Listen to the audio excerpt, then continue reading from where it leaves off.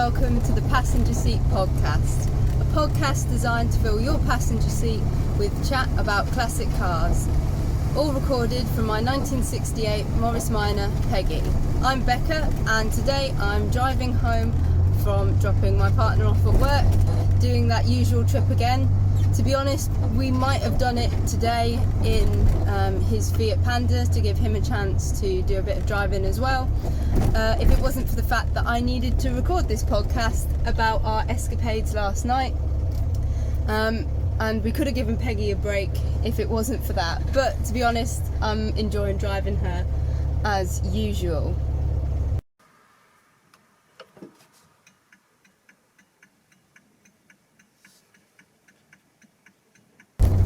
My quirk of classic car ownership for you today is the kindness of random strangers when things go a little bit wrong for you in motoring escapades.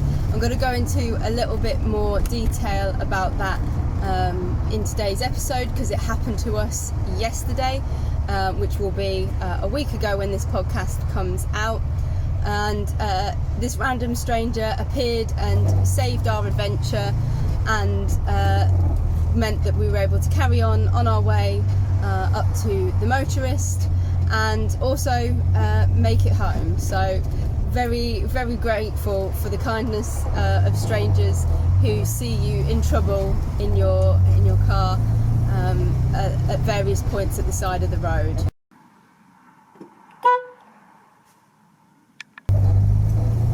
Now, if you follow me on Instagram, you may have seen that last week Peggy turned 53.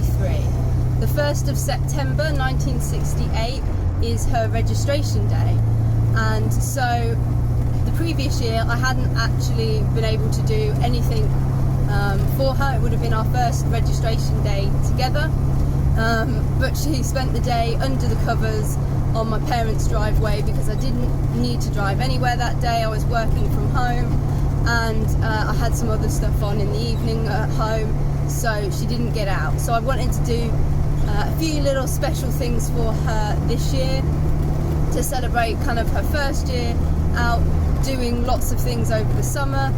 Her birthday falls quite nicely towards the end of the season, so it's a nice way to kind of catch up with people that you've met over the season, and hopefully just kind of talk about some of the cool adventures you've had. So I planned a few things to kind of give her a little bit of a special day. For starters, I gave her a really big deep clean on Bank Holiday Monday. It was really nice to have that day off to set her up for the week of exciting things that I had planned. And then for the actual day of her birthday, the 1st of September, it was a Wednesday, and I was at work, so I got up a little bit early and took some photos of her with the birthday cake that I had bought the day before and decorated. It was a decorate your own birthday cake, so I took some pictures of her with that, put a few birthday banners in her, and had a really nice drive to work and a nice drive home. Some of my colleagues saw the car in the car park and asked if it was my birthday, so when I explained that it was it was Peggy's birthday, they were actually surprisingly understanding of my strange decisions to celebrate my car's birthday, probably more than my own, to be honest. So had a really nice day on the Wednesday, just being able to use her as she's intended to take me to work and just make it a little bit extra special with those birthday banners.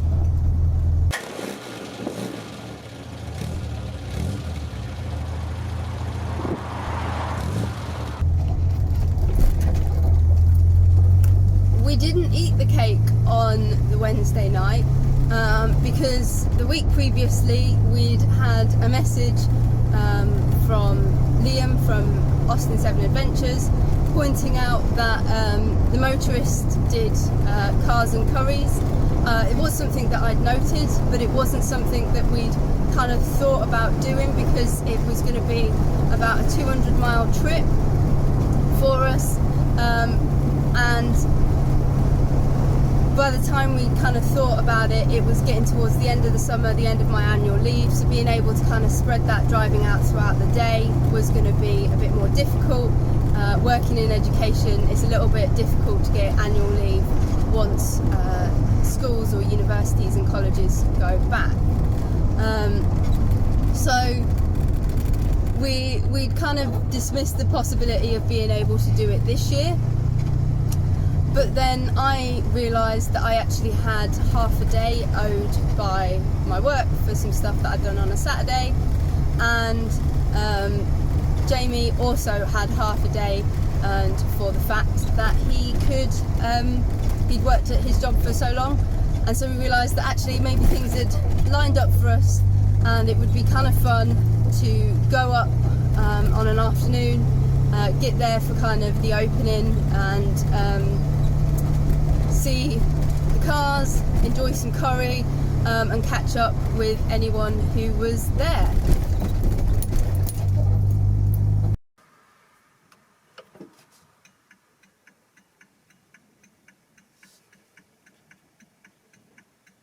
So I picked Jamie up from his work yesterday afternoon when he finished at about 2 o'clock.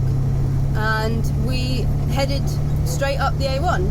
It was a mostly very enjoyable drive. It was surprisingly clear, considering a lot of schools are going back at this sort of time, and we were thinking it could be quite busy, but it was surprisingly clear. We didn't have too much traffic, and we had the radio going and we were singing along, and generally having quite a nice little drive in her. I know some people are a little bit cautious about taking their classics on the kind of motorways and things like that, but I prefer it to an extent, because there's all those spare lanes for people to overtake you if they need to, but also because I don't like getting stuck behind lorries as much as anybody else, so I'm usually quite lucky that Peggy can manage a decent overtake when I need her to. So we were pretty happily trundling up the A1M, and then my accelerator pulled away from me, and it was a little bit scary, and I realised that it got kind of caught on. So we luckily was very close to a lay-by, so pulled in immediately, turned the engine off and everything, had a look in the engine bay, unhooked it, and then stood there kind of waiting for the engine to cool off for a bit, and I got back in the car and realised that it still was loose and not doing anything. So we had another look and realised that the spring had come undone, so we tried to hook it back on, at which point we realised that the spring had kind of sheared a little bit off, and so it wasn't quite bent correctly. So I didn't have kind of pliers or anything with me, I've just got some spanners and things, so I bent the kind of end of the spring to the best of my ability with my hands, and hooked it on the other way so that there was less pressure on the other end, and we carried on for a little bit and it unhooked again. So we pulled off properly off the A1, and pulled straight into this like industrial estate that was just there, turned her off and had another look at the spring and stuff, at which point a very kind gentleman appeared out from the bushes. He was doing some gardening on some of the kind of trees and stuff that were around there, and asked if we needed water, thinking that kind of we just overheated and had needed to pull off. But actually I said actually what we really need is some pliers, because that would mean we could bend the spring a lot more effectively and get that hook a lot better. Well, this gentleman said, oh, that'll be easy. And he walked around and turned out there was like a little motorcycle garage or something in the estate. He came back with the world's biggest set of pliers that we'd ever seen, and we bent the spring back quite a lot more, got a really decent hook on the end of it, and clipped it on. We tested it a little bit on some kind of slower roads out of the way of the traffic and everything. We're pretty happy with it. So we carried on messaging Liam and Beth, who we were meeting there, knowing that they would have likely some spare springs lying about up their way that they could bring to the meet and put on if we needed it. But we were pretty gentle on the accelerator all the way up and had no further issues. It was really good. We were really pleased with it. We got there, arrived at the Motorist, and getting ourselves sorted when Steph from iDriver Classic, who now works there, came over and said hello, gave us a little bit of a kind of tour of the place, showed us around. But by that point we were kind of hungry, and so we very keenly headed to where the curry was being served and sat down with Steph and had some curry. And Liam and Beth and Beth's sister also arrived, and they had Basil in tow as well. And so we all kind of sat down and enjoyed a decent curry, and had a chat and a catch up. Told them all about the strange man that appeared from the bushes that saved our trip, and then kind of went for a wander around the cars. It was a really nice selection of cars. Steph tells me it's not as busy as it has been, but it is getting towards the end of the season. Some people might have already kind of packed their more show classics up for the season and popped them away as the weather starts to get not so good. But it was a pretty decent collection of cars, and some really interesting ones as well. There was just these two cars parked next to each other, one that was kind of based on the car from Doctor Who, Bessie, if you're kind of fan of the earlier Doctor Who's. And then parked next to it was a humongous American kind of 50s boat car, and it was just such a typical thing to see at these sorts of things, of like the two biggest extremes parked next to each other. And there was some other kind of really interesting VW camper van that was there, and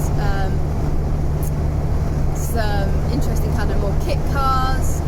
We were parked next to the only other Morris Minor, which was quite nice, and we got a really good spot in front of the garages as well, which made for some nice photos and video clips. Really nice Capri and a VW Beetle. It was a really good selection of cars, to be honest. We were really pleased with kind of what there was. And then we had a little look around the showroom as well, and had a nice look at some really shiny, lovely examples of cars that are kind of the top end of what's going to be available in the market. Jamie quite liked the look of the Mexico. One of my favourites was actually out in the public car park, and that was a Sunbeam Rapier that was all done up in rally car livery, and may well actually do that. I wasn't sure, I didn't really catch the owner, but it was a really lovely example, and I'm a sucker for a rally car.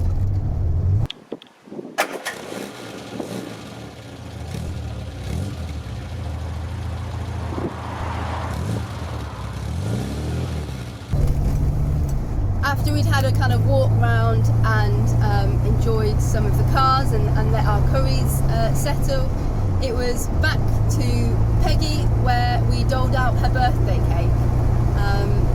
Everyone got a slice that was with us, and enjoyed celebrating Peggy's birthday, and it was nice to kind of catch up with everyone and share some stories of shows that we've been to in between that others hadn't been.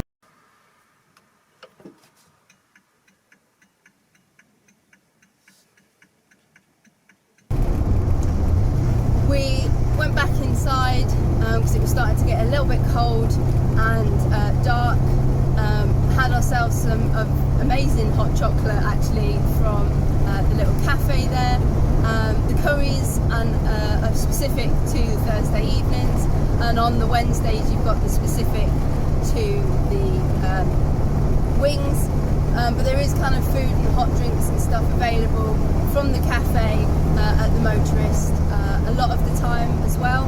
So if you go up kind of during the week and you're looking for somewhere to stop on your way up or down the A1, it's really not very far off the A1, which was really quite nice, easy to get to, and we also had the benefit of there being an airfield nearby that had kind of aeroplanes flying over where we were as well.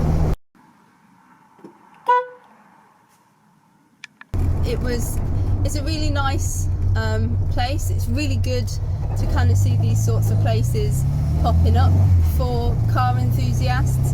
They're not something that I kind of remember seeing when I was younger going out to cars, but places like the Motorist appearing, and Caffeine and Machine and things like that, providing these kind of almost alternative pit stops for drivers, or just destinations in our case, is really nice.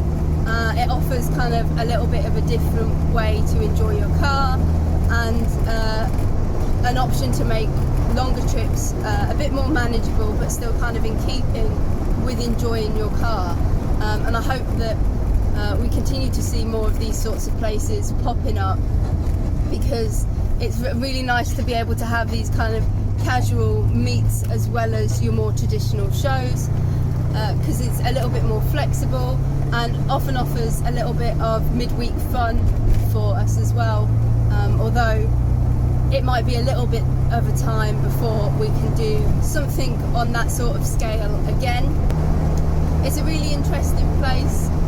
We thoroughly enjoyed our trip up there and was pleased to see it. It's definitely going to become, I think, a bit more of a spot for things like meets and get-togethers.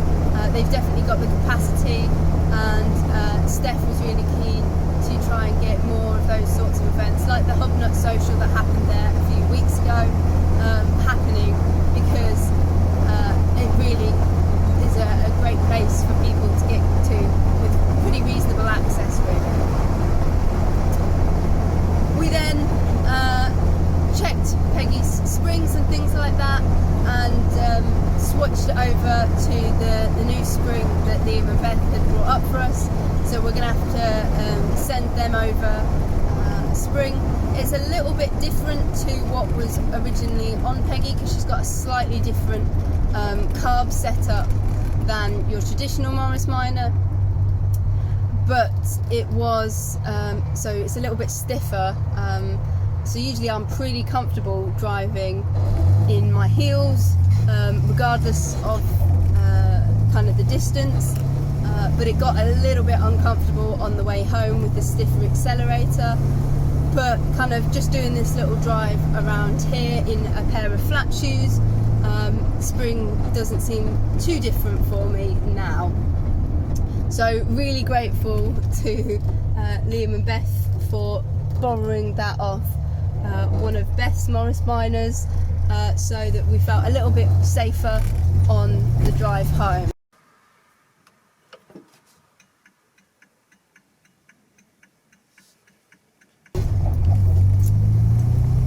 Got home maybe about 11 o'clock, took Peggy up for the night, and actually found that in the garage the post lady had left us a little package from Mint Car Classics, who had sent Peggy over a little birthday present with our favourite detailer and a few other little extras as well for her. So that's really exciting. We can try those out for the show that we're going to tomorrow, which will probably be the topic of next week's podcast.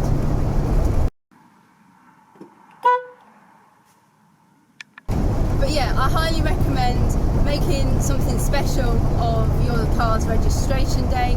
It's a lot of fun. It gives you an excuse to eat birthday cake and just meet up with people and enjoy your car a little bit of a special day.